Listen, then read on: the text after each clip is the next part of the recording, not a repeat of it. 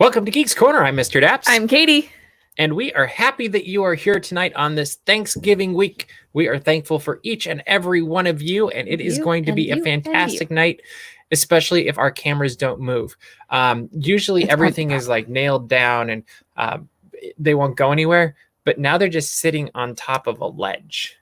So if we move too much, the cameras will go and it'll look weird. Anyway, we are glad that you're here. There's a little bit of peeling back behind the magic. I just know it was very much here at Muppet Studio. We invited all the top scientists. Unfortunately, none of them showed up. Yes. Yep. So that's, we are glad that you showed up. And thank you to everyone who so far has retweeted our Daps Magic Chalk Walk Drive-In Giveaway. If you haven't yet, make sure to hop on over to the Twitter, retweet it. And even like get your friends, neighbors, relatives, anybody who's thankful for chalk, get them to retweet this thing. And let's get this as big as we possibly can and really make a difference. And because we want to make a bigger difference, we're actually going to extend the giveaway into tomorrow at, what do you say, 1 o'clock? 1 in the afternoon? Yeah. Sure. 1 o'clock tomorrow afternoon. We will continue this giveaway till. And so anybody you know, invite them to join the giveaway. And yes, that does lower your chances, but then you can support Chalk and you can actually purchase a car ticket, or maybe you'll win. Who knows? But we will pick a winner tomorrow at 1 o'clock. And thank you all for helping us support Chalk. And if you haven't yet, join our Chalk Walk virtual team at chalkwalk.org/dapsmagic. And the great thing with that is you can do that from anywhere in the world because we're not actually walking through the parks. And could we get a box of nails to the nails would not work because they're on top of a computer.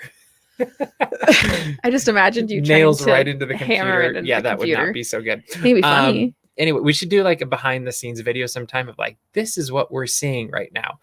Because it's ingenuitive, right?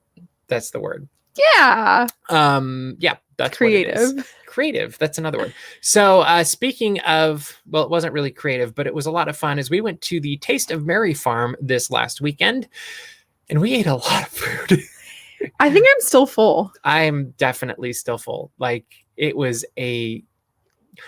a lot of food. And I've been talking to a few other people that have been, and these are people like there's kind of this group of friends that we've all been to these different events. So I think it's 4 of them now. And I was talking to some today and they're like, yeah, this is the first one we didn't actually finish our cards, which we didn't either. And we almost didn't come close at all, but we kind of did this last minute, like it closes in a half an hour. Let's eat all the desserts. We did a peppermint dash. And man, did I feel it afterwards, but that didn't make it into the video. But no, I was definitely just like, oh, that was too much sugar. Definitely. But this is one of the more delicious tastes or like tasting events. I don't even know what to call them. Food festivals that Knott's has done, I think. It was also one of the most generous. Mm-hmm. From the first portion that we got, and you can see it in the vlog that we posted yesterday. Like the first thing we ate was literally a bowl that was like this big. Like it was like a meal. Yeah. And there were several of them that were that big. Yeah. Like full on bowls. Yeah. So it's great. I can't recommend it enough. My favorites were probably the green beans that were deep fried. Oh, super good. The tater tots Thanksgiving meal, whatever that is, super good. Those are probably my top 2. And then I really liked the peppermint cheesecake brownie thing. That was super good too. And there's an eggnog brulee that I loved. The eggnog brulee. The cookie was just a cookie and it was fine, but it wasn't the exciting. I was going to say my top 2 savory, the pulled pork mac and cheese. Oh, that was good too. The green bean fries with the mushroom gravy. And then my top dessert is the eggnog brulee. But pulled pork mac and cheese, we both talked about it. We said, it's just mac and cheese. Like it is an easy to do, like they have it on every menu, like whatever. And then we got it. And we were like, okay, we'll eat our words now. It was so and our mac good. And cheese, we finished it. It's true. It's one of the few things that I finished. Didn't need to, but we finished it. It was so good. Yeah, you're gonna get so much food. So my tip for going to Taste of Mary Farm is go for the whole thing. Yeah, because you're gonna need the whole time to get through your card. They also have a lot of really good entertainment. K-Not was really fun. that it was kind of like a fake radio show that they did throughout the evening. I don't know if they went all day, but we did hear it for sure in the evening. Yes. And really funny kind of parody of the old radio shows and DJs, and a lot of fun. And you can hear it throughout the whole boardwalk, which is super fun. But you can also go up to them and see them, which is even more fun. Because they'll wave at you and interact with you. They were great. They're very sweet. They have Crazy Kirk and the Hillbillies. They've got ice skating shows. They've got actual character experiences this time, where you can go up and meet Charlie Brown, Lucy, Franklin, Snoopy. And Snoopy's in 2 different places. He's over in Camp Snoopy, but he's also in up on top of the Charles Schultz Theater in the entrance area there. So it's a revitalized area. It looks wonderful. Yeah. And so you just climb up there and it's great. And then you can also see, I've seen pictures of Charlie Brown, but we saw Linus over in Camp Snoopy too on the stage where they usually do those little fun shows that Katie loves so much. I will also say that it was very, very fun. They have the Birdcage Theater Players. Oh yeah, that was good too. Over on the stage where they have Crazy Kirk and the Hillbillies and the Magicians and all that stuff. Super fun. They do a very fast retelling of it's kind of a mix of A Christmas Carol / Gift of the Magi / it's very fun, very funny.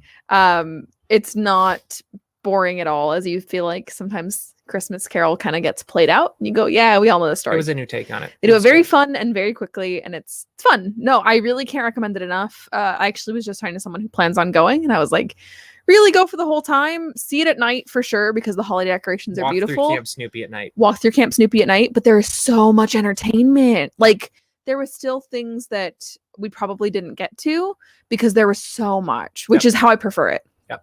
It was great.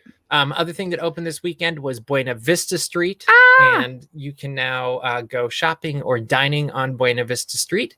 And it's fun to be watching all of the reactions of people getting to go back into a park kind of at the Disneyland Resort. And it really is, like, it's been amazing how much emotion I've seen from people as I've been watching Instagram, YouTube, Twitter, whatever it is, the form that you like, but it's literally everywhere. And it's really fun to see all different ages just so happy to be in a little bit of their happy place. And how did you feel going back in, Katie? I didn't cry. I'll start there. So I feel like everyone kind of expected me to cry, probably. I didn't. We were also running a live stream from the moment we walked in, so I don't think that I really had a true, genuine moment to like soak it all in. I think, and you'll hear me say on the video, I kept saying, this is surreal. Because you kind of think about going to a place so much. And there's a song from musical that I can't think what the musical is, but the song is Everything As If We've Never Said Goodbye. It's kind of what it felt like. It felt like no time passed at all. I also said that it just kind of felt like a Sunday. Like, there were some places you couldn't get to. There were some things that weren't up and running, but on a Sunday, we wouldn't have done those things anyway. So we would just wander. Especially walking down the Hollywood backlot. I was like, oh, this just feels like a Sunday. Like, oh, we're not going to go in those shops.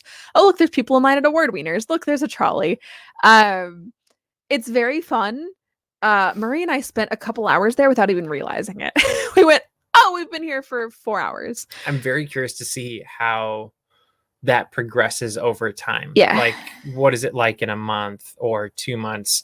Hopefully the parks are open soon after that, but it'll be very interesting to see how the crowd flows through that in the coming weeks and months and all of that stuff. And how hard will it be to get in on the weekends, during the week, all that kind of stuff as well.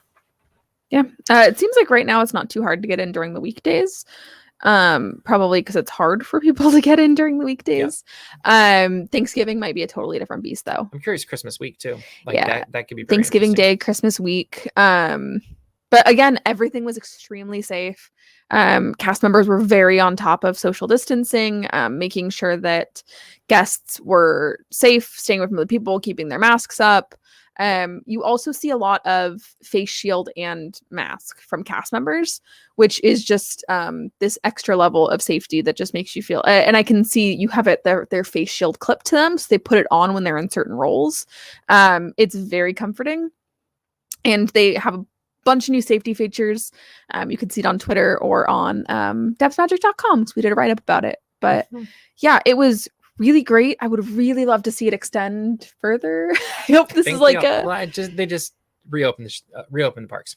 Yeah, so they could just do that. But no, I would really love to see something like this throughout the whole park. And maybe if we have to open land by land, that's fine. But I would really like to see. I do have to wonder though, what's the point? I agree. Like, why would you open land by land if you're just going to open it? Yeah. I really think there just needs to be a comprehensive plan for reopening. And I agree. It just needs to happen because it's interesting watching.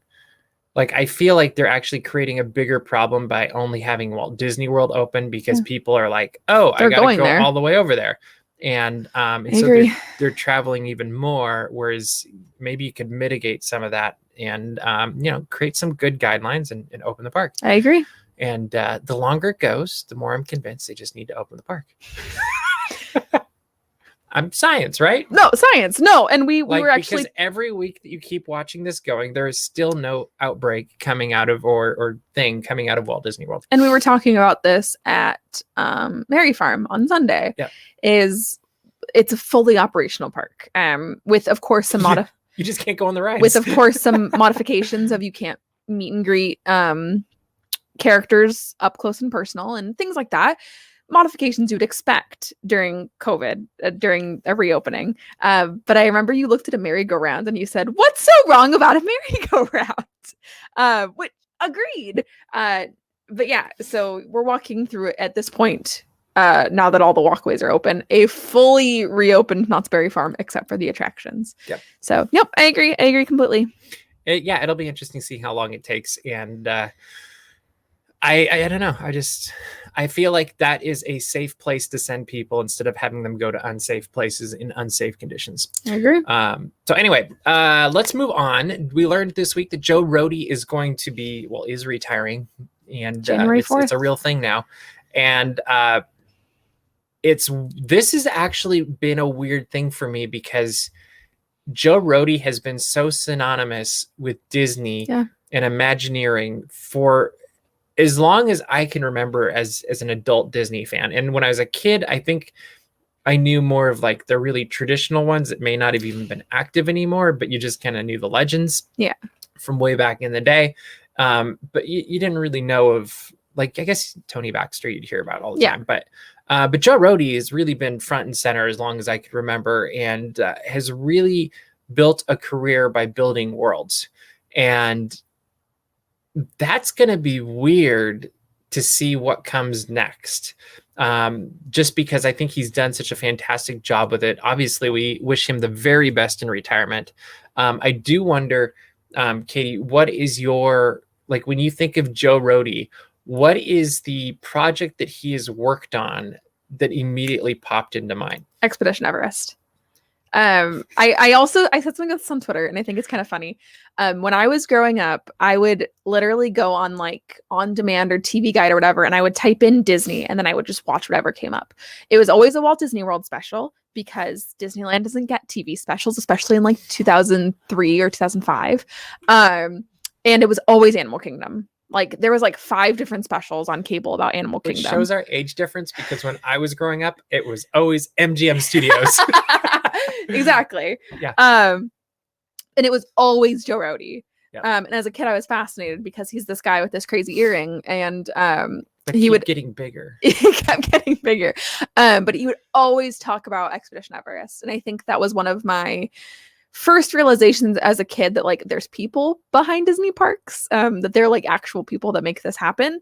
And he talked about his trips to Nepal and how to them the Yeti is very real, and how he honored what to them is a very real legend of their mountains, and he just told that story in a respectful way. And I love that he did basically the same thing. Like he obviously couldn't travel there, but with Pandora, like he talked about how he immersed himself in their story and what their legends were and their histories and their myths, and like really tried to bring them alive. And the exact same thing, like, yes, it's a mythical land that was created by James Cameron, but he took the exact same process there. He did the same thing with Marvel with Guardians of the Galaxy Mission Breakout. Like He's an immersive storyteller. He's almost like a method actor for Imagineering. Like he just, no, truly, he becomes whatever he's doing. And like you think of, like you don't ever think of Joe Rody in a suit and tie. You think of him more in almost an Indiana Jones type outfit, or like really kind of fitting in with whatever he's working on at any given moment. And his legacy is really, I think his legacy is going to be, people are going to talk about Expedition Everest or Animal Kingdom or some of these other things he's worked on. But I really think his legacy are going to be in the Imagineers that come next. I agree. And I hope that means that he provided a stepping stone that they can jump off of, and we see even more moving forward. Yeah, it's also very interesting to me because I feel like we were talking about this yesterday, is that Tony Baxter and Joe Rody are kind of that, like those big name Imagineers. But for me, I didn't really know who Tony Baxter was until recent years. Like in my adulthood, I started to really love Tony Baxter. But as a kid, like Joe Rody was my like Imagineering hero. I was like, oh my gosh, this guy is so cool. And like I said, we went to an expo panel last year and I was like, oh my gosh, he's a real person. This is crazy. Like he's real. We're like 5 chair rows away from him. This is insane. Yeah, we got good seats. We did. Yeah, so like I said in the article, I wish him a fruitful retirement full of just adventuring and going all the cool places. He really truly deserves it. Like he's done so much for us as Disney fans. So it'll be fun to see what comes next for I agree. him and for the parks. Yeah. Speaking of what's coming to the parks, also always an adventure is a high-speed railway. And Brightline is doing that in Florida, and they signed a deal with Disney this week to basically create a train station at Disney Springs. Which my first question is like, where's that going to be? That's my first question. And the other thing is when you read about it, it's actually on the 2nd level. So I think it's going to go over, like, it sounds like it's going to be elevated or something. Yeah, it kind of reminds me of that bridge from all of the bridges, like from all the different directions when you come in. Yeah, because I was thinking of the one that we crossed from Team Disney Orlando over to Disney Springs. Yep. Good bridge, guys. There's several of them. Yeah, there's many bridges. But that's all water under the bridge. I think that this is very cool. I think a train station is going to be very cool energy at Disney Springs. I think it's going to be very different. I think it's cool that you can get there. So Orlando International Airport, you'll be able to go from there. That's fascinating. I love that. Like you can go from anywhere. So I think that's going to be really cool. I'm curious to see how it changes because I feel like they're in the midst of this change of approach to entertainment into travel at the Walt Disney World Resort. So you're getting things like the Disney Skyliner and you're getting new trains. And I'm really curious to see, like, I think the end goal is to get rid of cars, kind of like minimize how many cars. So we're becoming Epcot, like the original idea of Epcot. Kind of, yeah. And that's really cool. Yeah. When you think of that as it's growing out and getting bigger. And I think they just need more high capacity things like that. Agreed. Like, because if you get the wrong time of day or whatever, like Magical Express may not be so fast for going back to the airport. Accurate. Or Uber or whatever it is. But if you take a train to the airport, like I would, a high speed train. Yeah. Or you go to Miami, like why not? Or Fort Lauderdale. Like I've flown into there a few times. Like, wouldn't it be great to be able to go to Fort Lauderdale or Miami and then take the train up to Walt Disney World? I think it really will change a lot of what you can do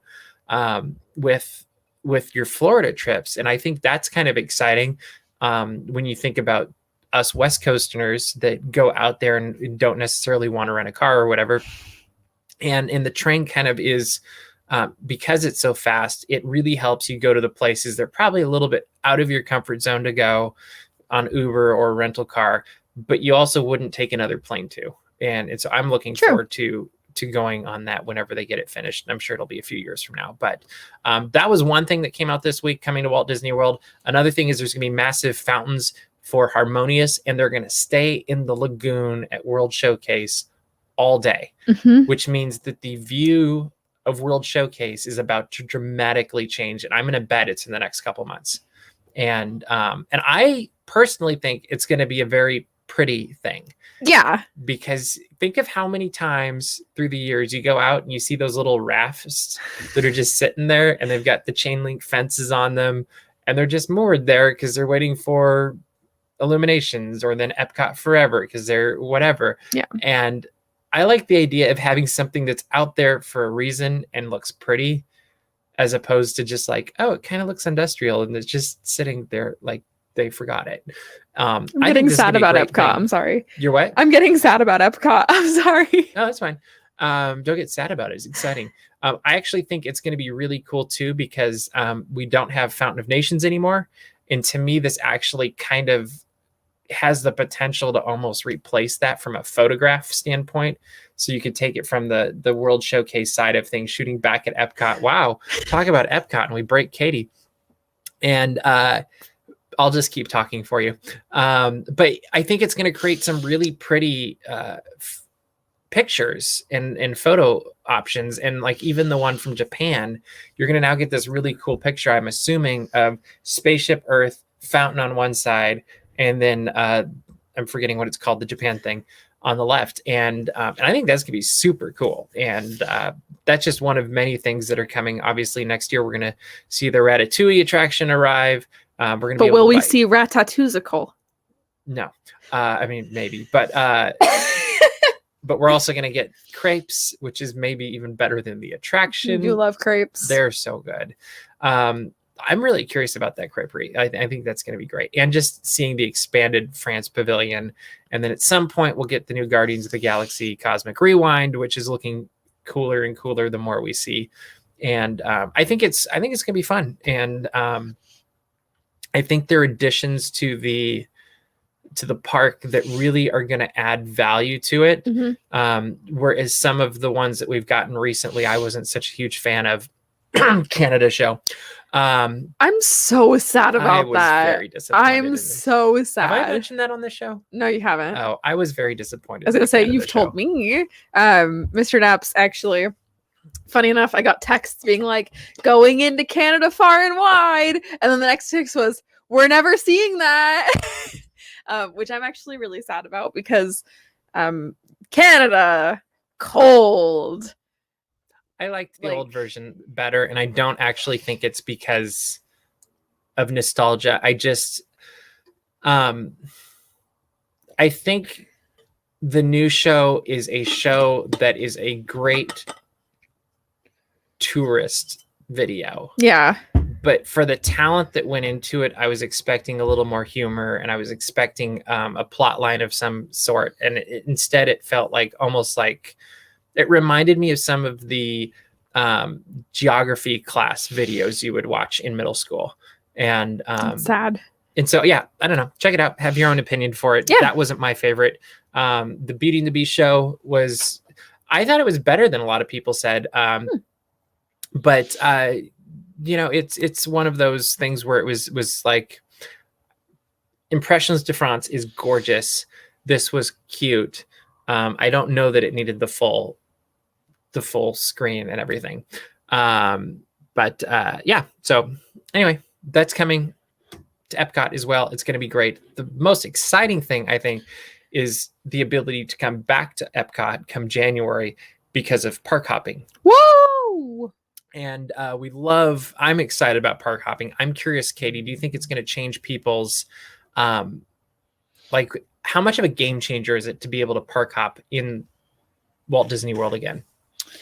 I think that it completely changes your Disney experience. I think that I don't want to pick on the easy targets, but Disney's Hollywood Studios and Disney's Animal Kingdom, I think that some people go and then they go for a couple hours and they go, okay, time to go to Epcot or time to go to Magic Kingdom. When you can't do that, you go, okay, time to go back to the hotel, I guess. And so I think it's going to make people's days fuller. I know that there's probably some concern about contact tracing if there was to be an outbreak, but because there has not been one since they reopened in July, I think that they feel pretty confident about the fact. Well, and Walt Disney World knows where everybody is at any given moment anyway. Also, you have this fancy thing on your wrist that you touch everywhere. Or your app, or, you know, like they know where you are. There's also a really cool thing on your iPhone, just random for a second, where you can turn on exposure notifications. It's completely anonymous. You share Bluetooth with other phones that are around you. And if somebody gets diagnosed, they can share their diagnosis. And so if your phone comes near that person's phone for any reason, your phone lets you know. California actually just enrolled in that. So if that is something you're concerned about, park hopping. I know, I just had to put that out there, that if that's something you're concerned about, because I know that's been an argument for it. No, I think that it completely changes people's vacations. Like it makes you feel more accomplished. Instead of being like, this is our one day at Magic Kingdom, we need to do Mickey's PhilharMagic now. It's less pressure. Well, and I like too that they're doing it after 2:00, at least for when they start it. Yeah. So it's not like, oh, I went in and did Mickey Minnie's Runaway Railway and it's 10:30, so now I'm going to go to Magic Kingdom, and then I'm going to go to Epcot. Yeah. Which, in theory, you still could. Yeah. You just couldn't do it till 2. Until 2. Yeah. And no, I think it's a huge game changer. And like for when we go, it's always all about how many times can we go to Epcot. And so it's like Magic Kingdom, Epcot, Animal Kingdom, Epcot, Disney's Magic Hollywood Kingdom, Studios, Epcot. or whatever. Yeah. And sometimes you do a little Epcot sandwich. Beside Epcot. Yeah. But I think it's going to really, it gives you more bang for your buck, especially if you had gotten the park hopping tickets or you had an annual pass. And I also think it takes off a lot of pressure. So like when Murray and I went in September, there was definitely that whole, like, I hope we made the right choice by only going to Hollywood Studios once. Yeah. Because we really, it's hard. Yeah. And there were things we really wanted to do there. And like I would have enjoyed being able to park hop there again, like as it was closing, maybe just to go on Mickey and Minnie's Runaway Railway one more time. Maybe like Slinky Dog Dash would have been fun to go on one more time. Well, and it's hard, especially because you're gambling right now is if you don't get Rise of the Resistance boarding passes. It's like, what's the point? Yeah. Well, no, not really, but you know, I think that Disney's Hollywood Studios is a wonderful park. And I actually think that it's criminally underrated. But yeah, it's that gamble of, okay, we maybe only need one day, but what if we don't get boarding passes? And then you're kind of stuck in your pre-made reservations. Which, and that, I don't know that will fix that, because if you can flip parks at 2 and it, like, that's when their second boarding group pass, is, it really doesn't fix that. But yeah, but I just think that it's a nice addition. Yeah, I think that it's very interesting. Speaking of additions, there are a bunch of them coming to Disney Plus in less than a week. And we thought it was fun just looking through the list of things coming to Disney Plus to highlight maybe a few of the things that we really are excited about. Sure. And I think one of the things that's been fun for me as I've been watching it progress further and further is we're starting to see more of the 20th century properties integrated into Disney even more. And so very quickly, as you're looking at what's coming up in December, what are you most excited about on Disney Plus? What if I said Man versus Shark? Could you imagine? It's up to you. Sky High, actually. Over Soul. Okay, well, I feel actually Soul's a gimme. Throw it out. Yeah, Soul doesn't count. That's what I was considering. You can't. Yeah, you're right. No, like that is. I actually thought you were going to say High School Musical, the holiday special premiere. I'm also really excited about that. I thought for sure that was going to be the one you were going to say. I've actually been really excited. All of the cast of High School Musical, the musical, the series is on TikTok, and they've all been posting behind the scenes TikToks. I'm hip. I'm cool. I'm with it. I'm very, very excited about it. But Sky High has a special place in my heart. But like that's kind of going to be a nostalgia watch of like, oh, but High School Musical, the musical, the holiday special, I'm so excited for. The trailer has me very excited. Lucky would like to see the Boatniks on Disney Plus, just so you know. I would like to see that as well. I was going to say, did Mr. Daps pay you to no, I did say not. The Boatniks? We're kindred spirits when it comes to the Boatniks. The other one I would like to have seen in November is The Thanksgiving Promise, which was a Disney Channel original That's a fantastic Disney show. If you've never seen it, you can find it on YouTube. I will find it on YouTube. Yeah, that is true. I'm also looking forward to Big being on. Like, that is such a charming, weird, quirky film that's really fun with Tom Hanks, and anything with Tom Hanks is really good. It's true. That one I think is going to be really fun. Into the Woods is going to be on, which is kind of fun also. I never saw a different version of it, but I mean, it's very similar to the musical. Is it the one with James Corden? Yeah. I didn't see it. Yeah, it's worth seeing. I think that one was fun. And I'm looking forward to that one. I think Ralph Breaks the Internet's coming in December. I'm not seeing. It is. Yep, there it is. Ralph Breaks the Internet. Like, that one will be fun. I'm kind of surprised it's not already there. Anastasia is coming. Like, that's a classic non-Disney Disney. That's one of the films. Like, I feel like Anastasia and Chitty Chitty Bang Bang are two films that are always like, that's Disney. And it's like, well, no, they weren't. Yeah. And Anastasia is now. But I am excited about the Disney Parks Sunrise series. Also. Yeah, which I feel like is going to be kind of like the thing they've done on the Parks blog. That's what I was thinking. But here's what I would love, and I know we're kind of on the we're almost out of time. End of our time. But here's what I would love. I would love just straight from the camera, nobody in the park onto a series. Like, I would just love to listen to the ambience of like the noises and the things that you hear, but and with nobody in the park. With nobody in the park. Oh, okay, so not like an hour on Main Street. No, but like, because it's sunrise.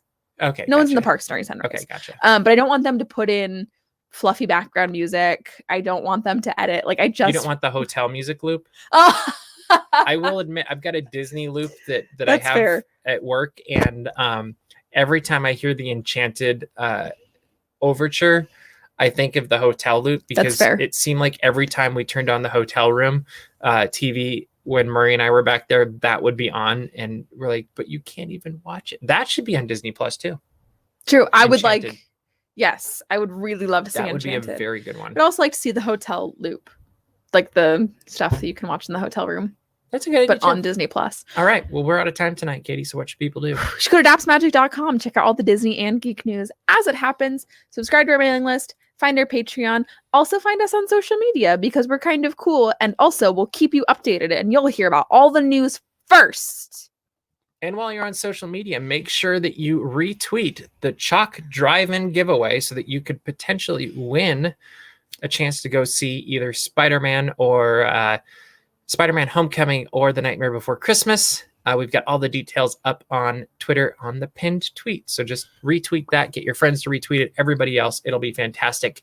Also, make sure to subscribe to our YouTube channel. We've got a lot of videos that are continuing to be updated. And I feel like this weekend I'll get a lot more Florida and a lot more of the archives up, because I'm hoping to have some extra time.